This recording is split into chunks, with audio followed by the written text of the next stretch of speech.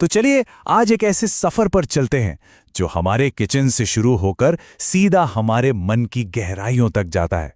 हम बात करेंगे इंटीग्रेटिव मेडिसिन के एक बहुत बड़े नाम डॉक्टर एंड्रयू व्हील के नजरिए की, और ये समझने की कोशिश करेंगे कि हमारा खाना और हमारी चेतना, ये दोनों आखिर एक दूसरे से जुड़े कैसे हैं।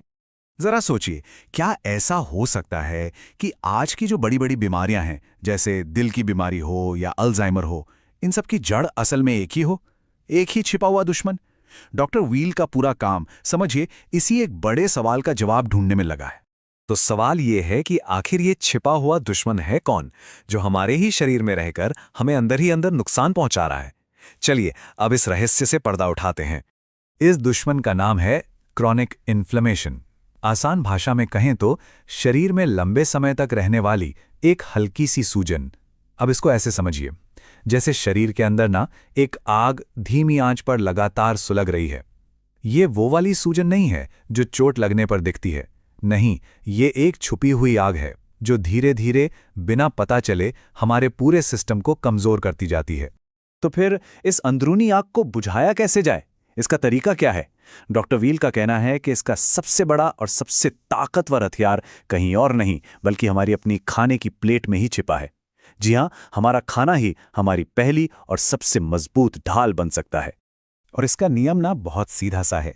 जो भी चीजें शरीर में सूजन को भड़काती हैं, मतलब जो भी रिफाइंड, प्रोसेस्ड या पैकेट वाले फूड आइटम्स हैं, उन्हें ना कहना है।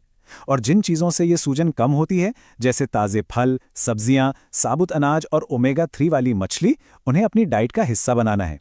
और हाँ, डॉक्टर व्हील खास तौर पर हल्दी और चाय जैसी चीज़ों पर बहुत जोर देते हैं, क्योंकि ये कुदरती तौर पर सूजन से लड़ने में माहिर हैं।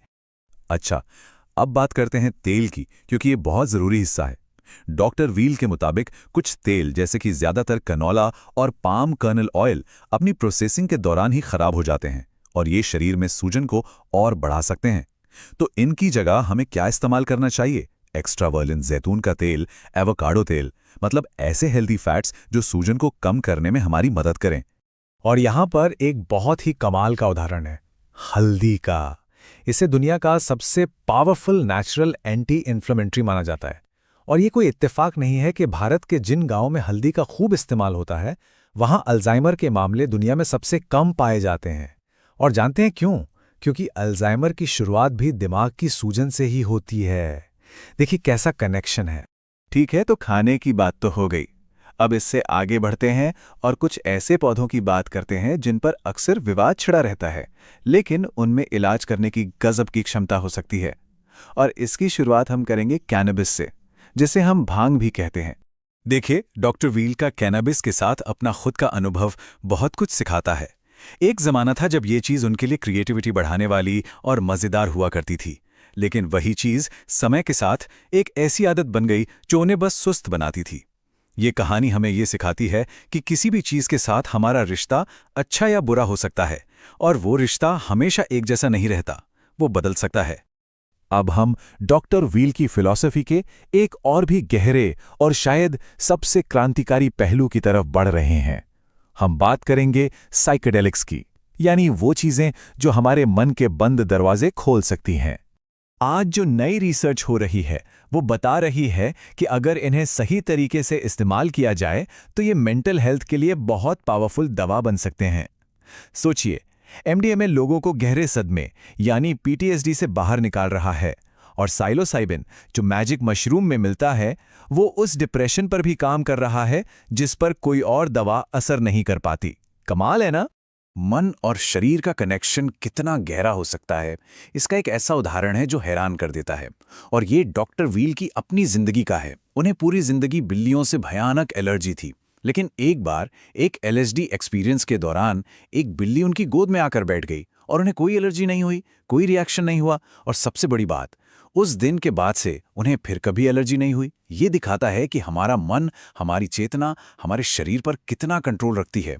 तो हमने बात की खाने की, पौधों की, मन की। इन सबको आपस में जोड़ने वाली कड़ी क्या है? वो कौन सा एक धागा है जो इन सबको पिरोता है? चलिए अब डॉक्टर व्हील की फिलॉसफी के बिल्कुल सार तक पहुंचते हैं। और ये है डॉक्टर व्हील का मूल मंत्र। वो कहते हैं, दुनिया में कोई भी चीज, कोई भी ड्रग अच्छी या बुरी नहीं होती। अच्छा या बुरा तो उस चीज के साथ हमारा रिश्ता होता है, बात चाहे चॉकलेट की हो या किसी पावरफुल पेन किलर की। असली सवाल ये नहीं है कि वो चीज क्या है, असली सवाल ये है कि हम उसका इस्तेमाल कैसे और क्यों कर रहे हैं। इसी बात को ना फिलोसोफर एलन वॉट्स ने बहुत खूबसूरती से समझाया था। उन्होंने कहा, जब आपको मैसेज मिल जाए तो आप फोन रख देते हैं।